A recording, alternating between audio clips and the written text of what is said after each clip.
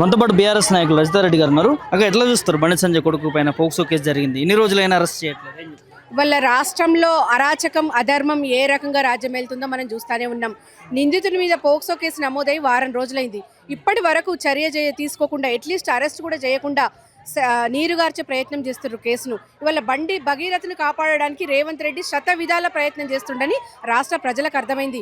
POCSO case అంటే అది మామూలు కేసు కాదు, చిన్న పిల్లల పరిరక్షణ కమిటీ అది చట్టం. మరి అట్లాంటి చట్టంలో కేసు రిజిస్టర్ అయినప్పుడు ఎంత సీరియస్ యాక్షన్ తీసుకోవాలండి?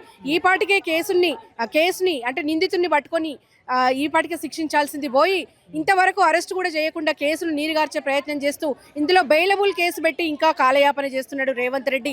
మరి నిందితుడు మంచిగా దేశం దాటించే ప్రయత్నం కూడా చేస్తున్నాడు.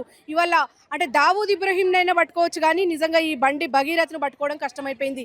ఇవాళ నిజంగా బండి భగీరథను పోలీసులకు అప్పగిస్తే బండి సంజయ్కి పాలాభిషేకం చేస్తాం బీఆర్ఎస్ పార్టీ నుంచి. ఎందుకంటే సామాన్యునికి ఒక చట్టము, ఇవాళ కేంద్ర మంత్రి కొడుకు ఒక చట్టం నడుస్తుంది. ఇవాళ రాజ్యాంగాన్ని కాలరాస్తూ ఇవాళ తన కొడుకును రక్షించుకోవడానికి బండి సంజయ్ చేస్తున్నటువంటి ఈ ప్రయత్నాలు ఏవైతే ఉన్నాయో రాష్ట్ర ప్రజలు చీకొడుతున్నారు. ఇవాళ ఒక 17 ఏళ్ల మైనర్ బాలిక మీద కేసు రుజువైనప్పటికీ కూడా అసలు తెలంగాణ రాష్ట్ర ప్రజలందరూ గుర్తించిన ఇవాళ ప్రభుత్వానికి ఇంకా కనబడతలేదు. అసలు ప్రభుత్వం కళ్ళు మూసుకొని చోద్యం చూస్తుంది. ఇవాళ ఈ మహిళా నేతలు సీతక్కనే కావచ్చు, కొండ సురేఖనే కావచ్చు, ఎక్కడ పోయిందని నేను ప్రశ్నిస్తున్నా. ఇవాళ మహిళలకు అన్యాయం జరిగితే కాంగ్రెస్ పార్టీ అండగా ఉంటుందని చెప్తిరి. మరి అబద్ధాంతో మహిళలకు ఇచ్చిన దొంగ హామీలతోని మీరు ఇవాళ రాజ్యం మేలుకుంటా ఇవాళ మహిళల మీద అఘాయిత్యాలు జరిగితే ఈరోజు ముందుకు రాకుండా కాలయాపన చేస్తున్నటువంటి కాంగ్రెస్ పార్టీని ప్రజలు బొందబెట్టడానికి సిద్ధంగా ఉన్నారు. ఇవాళ బీజేపీ అంటేనే బ్లూ జేపీ అట. అంటే మహిళల మీద అరాచకాలు దేశవ్యాప్తంగా, రాష్ట్ర వ్యాప్తంగానే కాదు దేశవ్యాప్తంగా కూడా బీజేపీ నేతలు మహిళల మీద జరుగుతున్న ఈ లైంగిక దాడి ఏదైతే ఉందో దేశ ప్రజలు కూడా గమనిస్తూ ఉన్నారు. బీజేపీని కూడా బొందబెట్టడానికి సిద్ధంగా ఉన్నారు. ఇవాళ బాధితురాలి పక్షాన బీఆర్ఎస్ పార్టీ అండగా ఉంది. నిందితునికి శిక్ష పడేదాకా కూడా మేము కొట్లాడుతూనే ఉంటాం.